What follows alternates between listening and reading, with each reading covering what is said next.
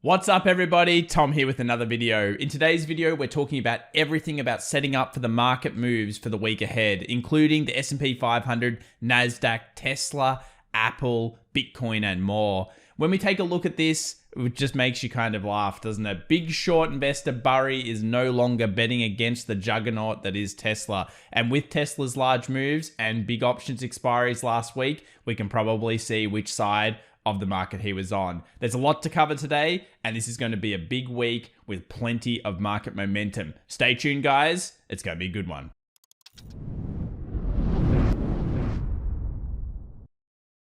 All right, everybody. Well, just to get started here, I want to talk about times of the year and times of weakness in markets and times of strength. So we are now in earnings week. Of course, the big earnings is coming out now. We're starting to see some large technology companies that are going to be setting the trend. But I just wanted to quickly talk about types of the year that are good to invest in and times of the year that aren't. And of course, August, September, particularly September, well, you should be by now if you've been following the channel. If not, remember to subscribe, knowing that September is that weakest month of the year for the S&P 500. When's it weak for the Nasdaq? Generally around that February period. And if you see signs of weakness in the technical analysis, it can help you out. We're now in October, a marginally good month. Of course, November and December tend to be pretty damn strong. And then we go into a whole new year and we start to do it again. So the back end of the half, or what they so often call the Christmas rally, has been a pretty big phenomenon over the years. Thanksgiving as well for certain stocks has been strong. And we've got one of those to talk about today. And it's just a good time in the markets to generally be bullish. Remember, being bearish at this time of the year can be harder than you may think. And we've seen kind of the reversals come through in the markets in the last couple of sessions. Let's talk about the week in review here in terms of heat maps. And straight away, your eyes will go to the FANG stocks. You know, Microsoft 3.17%, Amazon 3.66%, and the big Tesla 7.33% as well in the tech area. Facebook still kind of coming under fire, so that could be value in the future in terms of rotation, and some other big ones, CRM, Nvidia, and Apple lagging slightly behind. So it was a pretty good week in review. Most sectors were up. Banks obviously had some pretty good earnings, and that was very important for some of the sector rotations and some of the things that we've started to see in the markets. What happened on the Friday session, though? We saw IWM, the Russell 2000, the small companies, it went down. It went down 0.31%. And as it was getting rotated out of, what did people do? Well, look at this. They started picking up that Nasdaq, picking up that S&P 500, and really getting back into the big stocks. Remember, the small ones often lead the way, then the big ones get rotated into once we get that clearer message coming through from the markets. Strongest sectors for the day, XLY, consumer discretionary into the back-end purchasing part of the year, into Christmas. And of course, we have financials, good earnings, and strong breakouts there. Mixture of results throughout the other sectors, but there's plenty of sectors that are showing that rotation occurring. Before we get into the TA and the options discussion, though, for the video, I want to just quickly talk about the big earnings that we have this week. And remember, you can get earnings whispers. I'm not affiliated with them, but if you jump into the Discord, especially the private one, I share this weekly. Obviously, this is a great resource. Just quickly gives you instantaneously that information of the big companies coming out, just in case you forgot about them. And if you're a scalper or a day trader, you need to be aware when earnings are coming out. So we have Netflix, we've got Tesla, Snap, Intel, IBM, plenty of big companies coming out, and it's just going to get bigger and bigger and bigger as we roll on the weeks. And I think a lot of eyes this week will be on Netflix and Tesla in particular, for a lot of other plays such as, of course, Disney and other things, depending on how Netflix goes. So without further ado, let's get into the technical analysis. And I want to begin by taking a look at the weekly chart here. You always should be, if you're an investor, the weekly chart's probably your best friend. It gives you the best levels. It shows you where you should be investing in terms of just more statistical, higher probability levels. And we've now seen a monstrous reversal on the SPY here off the base. So that's off the 20 moving average, this red line. The 20 exponential is what we call mean reversion. And realistically, when you go through this entire pandemic situation, the 20 has been as deep as it's gotten so far. Now, in most markets, you will expect at least at some point for it to come back down to the 50 exponential. It's very common. It happens all the time. It's a standard thing with markets. And I would expect eventually it will hit this 50 exponential. But it looks like, for now anyway, coming into earnings, as long as earnings hold up and they don't disappoint in guidance and everything, the market is looking bullish. I mean, when you take a look at what happened through the last couple of sessions, we got that reversal, we got a huge gap up, we obviously closed above that 440 area in terms of a body close, and we got another gap up. So when we have so many gaps, we've got a gap by gap, what's the market telling us? Well, the market's saying, firstly, yes, we're bullish. Can it run away without us? Absolutely, it can. And that's why you want to practice scaling. But we do now have two gaps, and we know that 91% of up gaps fill. So that means that when we have these kind of bull out of the gates, often what will happen is it'll go up, it'll float back down, and then it will go back up again. And it gets a lot of people in here into the hype of the market. Is it a problem to invest into this area? No, not necessarily, but this is where that scaling concept comes in. Maybe you want to pick up certain stocks and you think, okay, yes, we've seen the base, we've seen strong weekly momentum, but we also know that most gaps fill and we might look for that as well. So this scenario is kind of what I'm thinking throughout earnings season. It's quite a common scenario based on this type of gaps, and we don't usually see two followed up by no weakness. I mean, you go through the history and you can go check it out. How many times do you see there's a gap there and it comes down and kind of pulls back and then it kind of fills over here? We get two gaps here, a little bit of weakness afterwards. You go through and do the history and you'll find that sometimes you might get, this type of thing where it didn't fill. You notice here is two, but that comes out with a big breakout above a resistance. This one here is more of just a pull up after weakness. It makes sense that Wall Street is going to try to get it back down, but overall, the charts still look more bullish than bearish at this point. These breaks, they're pretty much a no-go zone for the bears. I mean, where is the bears showing the power? If you know, let me know in the comments down below, because the bears haven't shown the power in the last couple of days. They broke the trend line up. This is the SPX. The 2050 is about to cross back to the upside, obviously a bullish kind of signal. And really the last level left is 44.90. So will there be some selling at 44.90? I could see it happening. That was a bit of an issue before when the market was pulling down. But other than that, it's just really more of this kind of signal at this stage. That's definitely potential, or of course we just shoot out and keep going up with the standard 2 steps forward, 1 step back style scenario into earnings. It's all going to come down to the numbers. So another thing we want to be looking at in markets is going to be options for the week ahead. And I got to say, I feel a little bit bad for these guys. Whoever's been buying the puts on the market here on the SPY, I don't think they're going to make any money come the 22nd of October. And we have a huge amount of puts sitting here at that 380 level, 375. And we have some calls, but nowhere near the amount of calls that just expired. Remember, part of what the market likes to do is expire as many options as worthless as possible. And around 70% of all options out usually expire worthless. So when we know those types of stats, what we look for is we look for walls. So effectively large areas of interest that could stop the market in its tracks. We still have a 450, which is pretty popular this week. And we'll look at the max pain in a second, where basically the perfect level for the closure would be. But overall, not a huge amount of calls in the market in comparison to the puts. And that usually, again, makes you more bullish. If you have more puts open than calls, what happens in the market? They tend to go up, or at least they tend to stabilize. So when we're talking about maximum pain theory, this is where if you made the perfect lobster lunch for all of the people on Wall Street, and they were going to say, okay, how can we make the most money from writing options to the retail herd?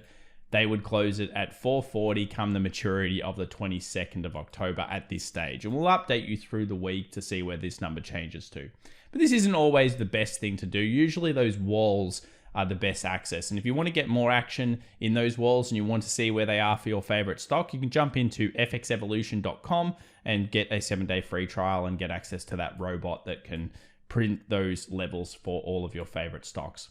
But without further ado, let's talk about Tesla. And I got to say, congratulations, people that have been holding it long, because, we've talked about this now for a month and a half in terms of the strong action that we've been seeing through Tesla. I'm not always a bull on this, you guys know that, but from a technical trading perspective, it looked a lot better. We got an 843 print on the Friday session, 3.02% up. We have a beautiful trend line in the back in the future should the market do come down. And we know that we're on our way towards that 880, the technical level. Now, could it have road bumps in between? Could it have some problems? Absolutely. But it's interesting to see Michael Burry obviously weakening his position here and saying, oh, well, I'm done. I'm not betting against Tesla anymore. Even he, one of the biggest haters of this stock, has been converted to a lover. And we've got now earnings only a few days away. 4 days until we get the earnings for Tesla. And we'll find out whether the supply chain issues were a big problem. If we run into the hype, what do we expect? Let's say we run into an 880 and the theoretical scenario is we hit 880 before earnings. Is that a buy the rumor, sell the fact? Be a little bit careful, guys, when you hit a key resistance before earnings. Some people practice scaling, some people have different systems. You obviously make your own mind up, but it's an interesting point. So let's talk about last week's options and probably where Burry had a whole bunch expiring. Come the 15th of October, look at this. People with huge amounts of options, especially puts. We've got puts down here back in the 500 level. We've got puts all over the 700 level, and we even had puts coming up to the 760 level. They were all wrong. And the small amount of calls that were open, they were correct. And of course, that's mostly the retail herd. So retail was stacking, and they stacked a little bit on the bull side, but the poor bears got belted. And that's, again, a good sign that the market is strong. And in particular, that stock is strong. The more puts open, the better the price action looks, the less likely it is actually to go down. We've got a lot of put wall open here for the 22nd of October as well. Someone still doesn't like Tesla and they're really hating on it, but we do have this very interesting 840 strike call as well. So this could be a little bit to get through, and maybe what we have this week is a ramp. Hopefully we hit that 880, 870 kind of area, and then if we do pull back, there's a chance that we need to watch the options very carefully as they open. So we'll continue to watch this space, and again, subscribe if you're interested in watching that one if you're a Tesla fangirl or fanboy. Let's move over to Apple. Big pull up here. Again, another good weekly close. I think the Nasdaq's even better than Apple, and we'll talk about that in a second. But Apple has now rejected once, twice, 3 times, 4 times. It's hit the 145, which we believe is a bit of a technical resistance, and Apple still controls a lot of the market. So if it's showing weakness, then of course the weakness can be ensued across the board. Overall, mostly looks recovery-like. We've got that trough, we've got that peak, higher trough, and we kind of have a marginal higher peak, but not through the total high.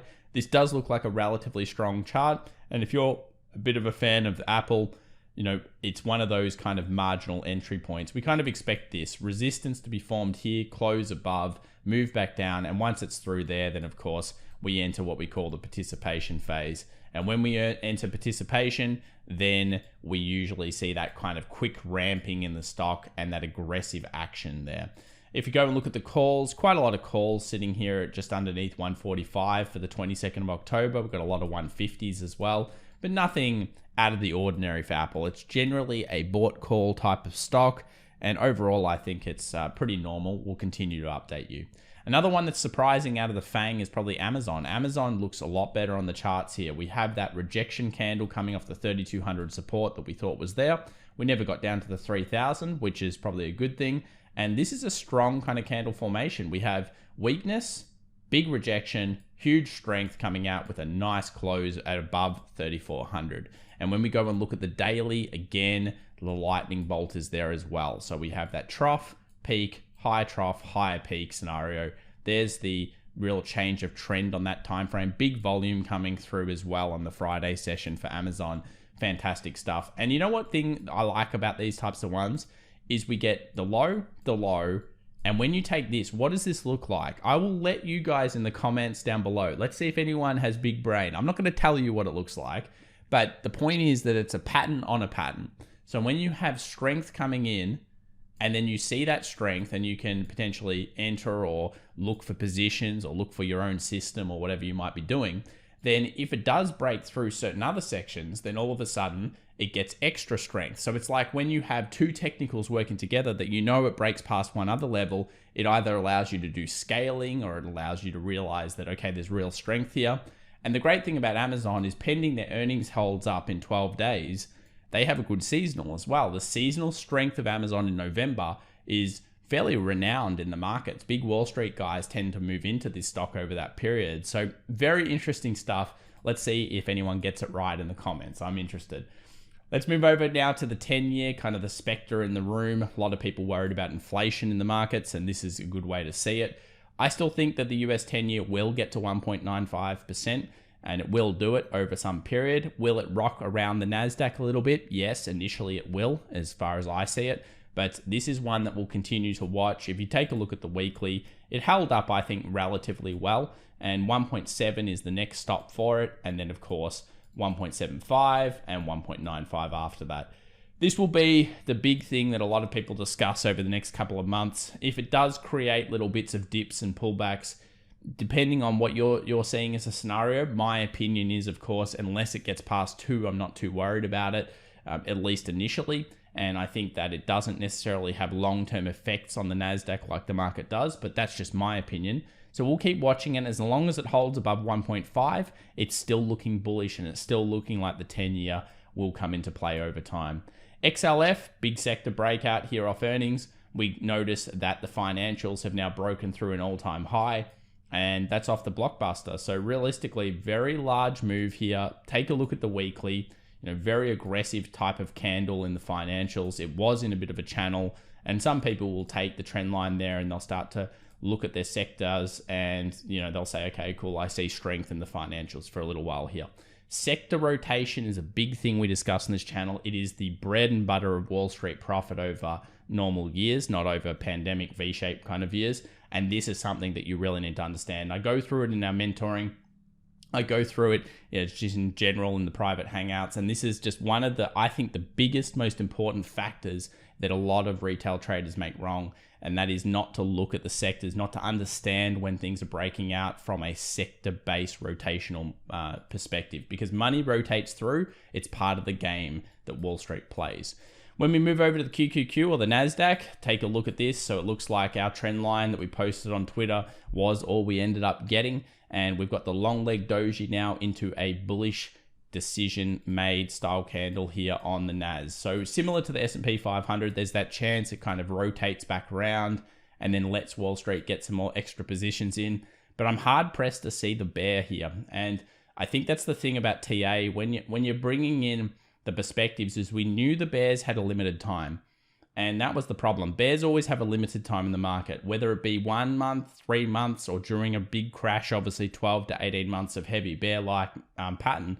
We didn't see it happen. And if they can't bust it underneath levels, then it's hard pressed to be not anything other than an optimist in the markets, regardless of all the big problems around. And eventually they'll come home to roost. We all know that the Evergrande situation is probably worse than we think. But for now, it seems like they're plugging a lot of those holes. So continue to watch this space. I still think we'll have some volatility in the next coming years. And there'll always be dips and corrections that will look really bad on the surface. But at this stage, we've got long leg doji off the 20. And of course, we have that decision made style candle, hard pressed to look against that. It may also look like the Nasdaq is the better one than the S&P 500 because it's still down about 3 to 4% from its peak. Overall, when you're looking at a market like this, really what you're doing is you're saying, okay, why is it down a little bit more than the S&P? Partially because it's a higher growth kind of index. And I think the other reason is because the US 10-year is still a bit of a specter on it. So if the 10-year bounces, then you may see some weakness there. Let's go down to the 4-hour, have a think about the key resistances that we're going to see for the week ahead. If you're going to put key resistances on, I think this 15.3 kind of level will be a key point that most people will be looking at. You can see how it's cleaned above that 15,000 and now wants that 15.2. You think that would be inevitable to go and clean up that gap. So there's the gap down. It's going to finish that up. And then will it rotate back around and get this other gap? That will be the next thing. So will it do similar to the S&P thought process, one of these moves? Time will tell. Certainly be prepared for both situations. And if we break through 15,300 or 15,330 here, back to the all-time highs and maybe even breaking through those. We'll move over to our final market before we discuss the news and some of the big things you ought to be watching. But realistically, Bitcoin is on a massive heater at this stage, and this is good for the rest of the alt market. Obviously, the altcoins, Ethereum, and other coins like that, Cardano, Polkadot, etc., they tend to run after Bitcoin's made its first initial impulse move, and it's just hit over 60,000. So, I would probably expect it to slow down here. I mean, maybe it goes and gets that new all-time high, 75 first. If you're in Bitcoin, congratulations. I've always believed in the king. I call it the king because I think that it controls the market. If Bitcoin sentiment is poor, then usually the rest of the coins can't hold up across the board. And if you're looking for leg distances, see how the leg distance is kind of very similar. So that's the first movement here, and the second movement here is pretty much hitting spot on. This is where I start to think, okay, I think Bitcoin should slow down here. I'm not saying it goes down and crashes or anything like that. I just think it slows down, consolidates. Still a great thing if you're in it. And I still believe in Bitcoin getting to higher levels this year.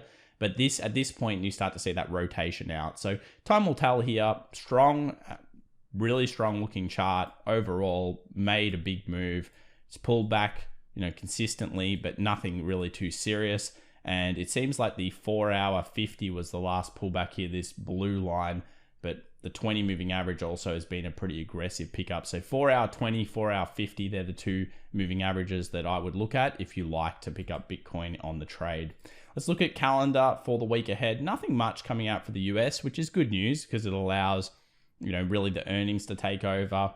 And then, of course, just really the price action to take over. We do have a Treasury currency report tentative here for Friday. And I want to just remind everybody that we always expected that this pullback wouldn't be obscene. And one of the real reasons because of that was just statistics. We always use statistics on this channel and TA together. And we see here that we had 7 monthly win streaks. And when we have that, what happens? We usually get a weakness month. And then if we come back in 6 months, 3 months, and 12 months time, guess what? The market is statistically generally up and up pretty damn well. So that's something to watch out for. Another thing I want to leave you with is this is where I think that volatility might come in. We've had one of the lowest average pullbacks that we've ever really seen. I mean, we're seeing 2 for the calendar year of 2021. In most years, you'll get an average of 4.6. In most years that I've traded, you see around 2 to 3. So we're basically right on the average, but you'll notice after a pandemic or a crash or any of these types of things, usually you get some volatility in the market. So this will be something that I'll watch over the next coming years. We may see sometimes, 3 to 4, but don't expect huge amounts of pullbacks. Remember, these are the average 5%, and this is the average over time. So if we believe we're going into a cyclical bull run, which I do think we're going into the back end of a bigger cycle, and if we are, then we tend to see a lot less pullbacks, usually around that kind of 2 to 3 level, and we need to be prepared for those. And obviously we use seasonal statistics and our technical analysis to find them. Thanks so much, guys. I hope you had a great weekend, or you're having a great weekend, depending on where you are in the world. And I appreciate your support. If you like the channel, please subscribe, smash that like button, and we'll see you in the next video and next live sessions, because I'm pumped for this week. It's earnings, and hell yeah, let's go. Bye for now.